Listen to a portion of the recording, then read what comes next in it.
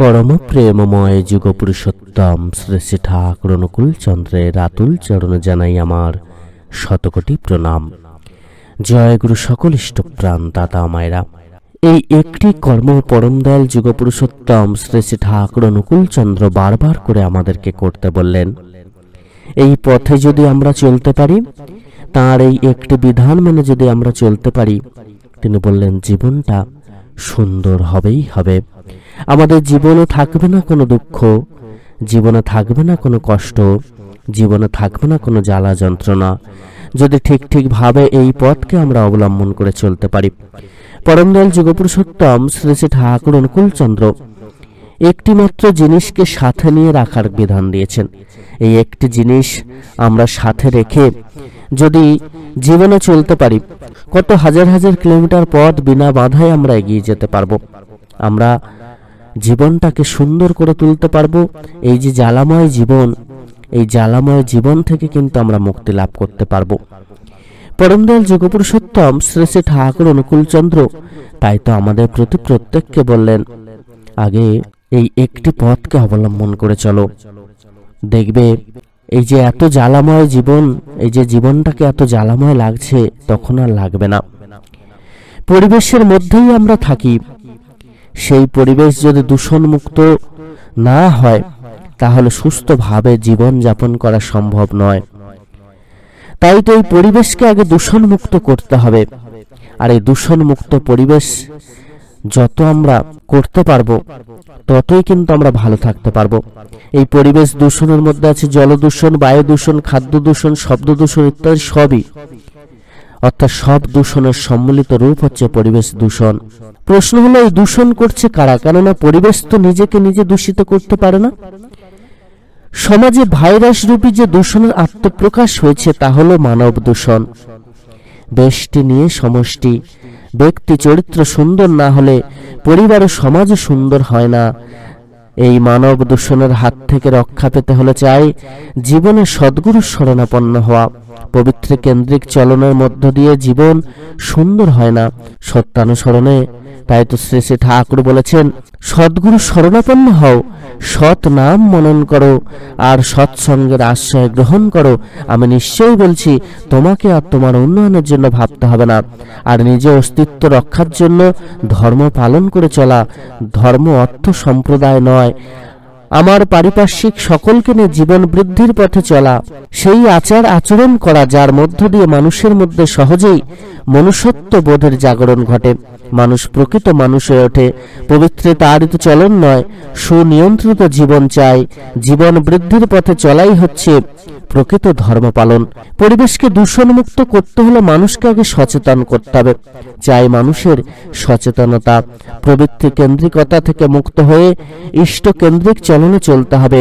আচার আচরণে মনে পরিচ্ছন্নতা বোধ না জাগালে জীবন সুন্দর হয় না। পুরুষোত্তম আশ্রিত পথে চলে তাকে ভালোবাসার মধ্য দিয়ে মনুষ্যত্ব বোধের জাগরণ ঘটে। মানুষকে যোগ্য করে তুলতে হবে। মানুষকে দূষণ মুক্ত করতে পারলে তবেই পরিবেশ দূষণ মুক্ত হবে। তার জন্য চাই জীবনীয় শিক্ষা, অভ্যাস, ব্যবহার, যা জীবনকে উন্নত করে। তাই তো আমাদের প্রতি প্রত্যেকেরই আগে সৎসঙ্গের আশ্রয় গ্রহণ করতে হবে। সৎসঙ্গ, যার মধ্য দিয়ে প্রকৃত আমরা সৎ হয়ে উঠতে পারবো। সৎসঙ্গের কথার মধ্যেই সৎসঙ্গের উদ্দেশ্য নিহিত আছে। সৎ এসেছে অস ধাতু থেকে, অস ধাতুর মধ্যে আছে সত্তা, অস্তিত্ব, বিদ্যমানতা। আর সঙ্গ এসেছে সনজ ধাতু থেকে, সনজ ধাতুর মধ্যে আছে আসক্তি, অনুরাগ, মিলন ইত্যাদি। তাই সৎসঙ্গের উদ্দেশ্য হলো সত্যানুরাগী হওয়া, তা নিজের ও পরের। সত্যানুরাগী হতে গেলে সব সত্তার মূল উৎস যে পরম সত্তা, যার মুক্ত বিগ্রহ জীবন্ত সদ্গুরু, তাতে অনুরক্ত হতে হবে। তখনই আসবে সবার সত্তার প্রতি অনুরাগ, তখনই আমরা সবারই সত্তা পোষণই হয়ে উঠব। প্রবৃত্তি আসক্তি সত্তা পোষণায় ব্যাঘাত জন্মাতে পারবে না। এই ছাড়া কোনো অস্তিত্বের আর কি চাইবার আছে? তাই প্রতিটি সত্তার শাশ্বত চাহিদা যা, সৎসঙ্গের চাহিদা তাই। এটা বুঝতে কারোর কোনো কষ্ট হবার কথা নয়। প্রত্যেকে নিজের দিকে চাইলেই এটা বুঝতে পারে। তাই পরিবেশ দূষণকে রক্ষা করতে হলে চাই প্রকৃত মানুষ তৈরি করা, মনুষ্যত্ব বোধের জাগরণ চাই। আর তা সৎসঙ্গের পথে চলার মধ্য দিয়েই সম্ভব। বর্তমানে এই যে মানব দূষণ তৈরি হয়ে গিয়েছে, প্রত্যেকটা সংসারে কি অবস্থা আজকে দেখতে পাচ্ছেন আপনারা। প্রত্যেকটা সংসারের মানুষ যেন একটা অবাধ্য চলনে চলার চেষ্টা করছে। প্রত্যেকটা মানুষ যেন দূষিত হয়ে গিয়েছে। প্রত্যেকটা মানুষ যেন একটা নিজেদের মনে যেন কারো শান্তি নেই, অস্থিরতা কাজ করছে, চঞ্চলতা কাজ করছে, সব সময় যেন একটা কি করবে কিছু ভেবে পাচ্ছে না, এরকম একটা দিন কিন্তু প্রত্যেকটা মানুষের মধ্যে চলে এসছে। এই যে অবাধ্য চলন, এই যে মানুষের মধ্যে বিশৃঙ্খলতা চলে এসছে, উচ্ছৃঙ্খল চলন চলে এসছে, এটাই কিন্তু মানব দূষণের থেকে যদি না আমরা মুক্ত হতে পারি তাহলে কিন্তু আমরা কখনো আর ভালো থাকতে পারবো না। এই সমাজ পুরো পচে যাবে। বর্তমানে এই সমাজের অবস্থা কিন্তু অত্যন্ত খারাপ হতে চলেছে। মানব দূষণের ফলে প্রত্যেকটা মানুষের জীবন কিন্তু দুর্বিষহ হতে চলেছে। প্রত্যেকটা সংসার কিন্তু ভাঙার মুখে যেতে চলেছে। তাই এর থেকে বাঁচতে আজই সাবধান হওয়ার সময় কিন্তু আমাদের এসে গেছে। আর আমরা যদি না প্রকৃত সৎসঙ্গের আশ্রয় গ্রহণ করে চলতে পারি তাহলে কিন্তু এর থেকে বাঁচা আমাদের সম্ভব নয়। তাই তো সবার আগে আমাদেরকে সৎসঙ্গের আশ্রয় গ্রহণ করতে হবে। এই পথে চলার মধ্য দিয়েই একমাত্র সম্ভব। পরম দয়াল যুগপুরুষোত্তম শ্রী শ্রী ঠাকুর স্পষ্ট করে দিয়ে আমাদেরকে বলে দিয়েছেন কিভাবে চলা লাগে, কেমন আমাদের আচার ব্যবহার চালচলন হতে হয়, আমাদেরকে কোন কোন কর্মগুলো করা লাগে, সমস্ত কিছুই তিনি আমাদেরকে বলে দিয়েছেন। তাই তো সৎসঙ্গের আশ্রয় গ্রহণ করতে হয়। প্রকৃত রূপে জানতে গেলে, প্রকৃত রূপে আমরা ভালো থাকতে যদি চাই তাহলে কিন্তু এটা অবশ্যই করতে হবে। এই পথে দিয়ে চলার মধ্য দিয়ে যে আমরা প্রকৃত রূপে ভালো থাকতে পারবো, জীবনটাকে শান্তিময় করতে পারবো, জীবনটাকে আরো উন্নত করতে পারবো। পরম পূজ্য পাদ শ্রী শ্রী আচার্যদেব প্রত্যেকের উদ্দেশ্যে বলেছেন, আমরা সবাই সব পরমপিতার সন্তান। মাথার ওপর ঠাকুর আছেন, অনন্ত যাত্রা। ঠাকুরকে একবার জিজ্ঞাসা করা হয়েছিল, ঠাকুর আপনি যা যা বললেন আমাদের হতে, ধরে নেন আমরা বিশ্ববাসী এরকম চললাম, এরকম চলা শিখলাম, চলা শেষ, তাহলে তো আপনাকে কষ্ট করে আর আসতে হবে না।